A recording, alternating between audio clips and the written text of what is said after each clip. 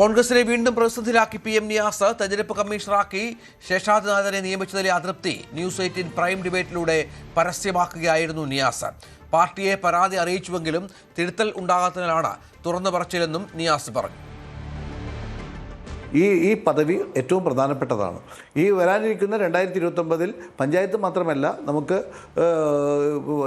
20 ലോകസഭ 30 അതുപോലെ 140 അസംബ്ലി 210 ആകുമെന്നത് ഏറെക്കുറെ നമുക്ക് എല്ലാവർക്കും ബോധ്യമുള്ള കാര്യമാണ്.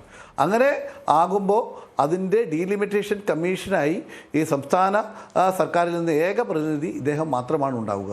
അപ്പോൾ അങ്ങനെ ഉണ്ടാവുന്ന ഒരു വ്യക്തി, അദ്ദേഹം ഒരു ഭാഗത്ത് CPMൻ്റെ ആളുകളായി കാലങ്ങളായി പ്രവർത്തിച്ച ഒരു വ്യക്തി, പിന്നീട് മാനസാന്തരപ്പെട്ട് അദ്ദേഹം സമൂഹ മാധ്യമങ്ങളിലൂടെയുമൊക്കെ പ്രത്യക്ഷപ്പെട്ടിരുന്ന, അല്ലെങ്കിൽ അദ്ദേഹം പിന്നെ നമ്മുടെ ലക്ഷദ്വീപിലൊക്കെ ഉണ്ടായിരുന്ന കാലത്ത് RSSൻ്റെ അവിടെ ഗ്രൂപ്പുകളൊക്കെ വന്നപ്പോൾ അവർക്ക് വേണ്ട എല്ലാ സൗകര്യങ്ങളും സഹായങ്ങളും സ്വീകരണമൊക്കെ കൊടുത്തത് അദ്ദേഹമാണെന്നുള്ളത് എനിക്കൊക്കെ നേരിട്ട് ബോധ്യപ്പെട്ടിട്ടുണ്ട്. അപ്പോൾ അങ്ങനെയുള്ള ഒരു വ്യക്തി തീർച്ചയായും അത്തരത്തിലുള്ള ഈ പോസ്റ്റിൽ വന്നാൽ അത് പാർട്ടിക്ക് ഏറെ വില കൊടുക്കേണ്ടി വരുമെന്ന കാര്യമാണ് ഞാൻ പറഞ്ഞിട്ടുള്ളത്.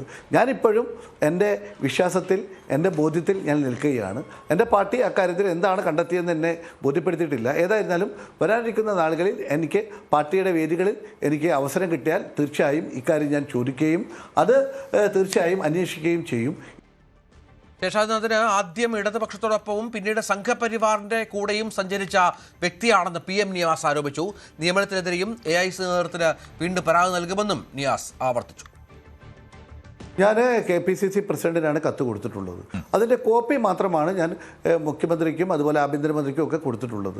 എൻ്റെ KPCC പ്രസിഡന്റ് ഞാൻ ചോദിച്ചു, ഞാൻ നേരിട്ട് മുഖ്യമന്ത്രിയെ കാണേണ്ടതുണ്ടോ? അദ്ദേഹം പറഞ്ഞില്ല, ഞാൻ ഈ കാര്യങ്ങളെല്ലാം വളരെ വിശദമായി മുഖ്യമന്ത്രിയോട് ഞാൻ പറഞ്ഞോളാം. ഇപ്പോൾ നിയമസഭ നടക്കുന്നതുകൊണ്ട് അദ്ദേഹത്തെ കാണാൻ ചിലപ്പോൾ ഒരു പക്ഷേ ബുദ്ധിമുട്ടുണ്ടായിരിക്കാം. അതുകൊണ്ട് ഞാനത് ആ കാര്യങ്ങൾ അദ്ദേഹത്തെ ബോധ്യപ്പെടുത്തിക്കൊള്ളാം എന്നാണ് അദ്ദേഹം എന്നോട് ഇന്നും അദ്ദേഹം പറഞ്ഞത്. ഇന്നലെയും അങ്ങനെയാണ് പറഞ്ഞിട്ടുള്ളത്. അതുകൊണ്ടാണ് ഞാൻ മുഖ്യമന്ത്രിയെ കാണാൻ സമയം കിട്ടാത്ത കൊണ്ടും അദ്ദേഹം സമയം അനുവദിക്കാത്തത് കൊണ്ടും എനിക്ക് കാണാൻ കഴിയാതിരുന്നത്. ഞാൻ AICCക്ക് കത്തയച്ചേ ഉള്ളൂ. മറ്റു കാര്യങ്ങളെക്കുറിച്ച് എനിക്ക് അറിഞ്ഞുകൂടാ, അവരിടപെട്ടോ എന്ന് എനിക്ക് അറിഞ്ഞുകൂടാ. കൂടുതൽ വാർത്തകൾക്ക് news 18 Keralam YouTube channel subscribe ചെയ്യുക.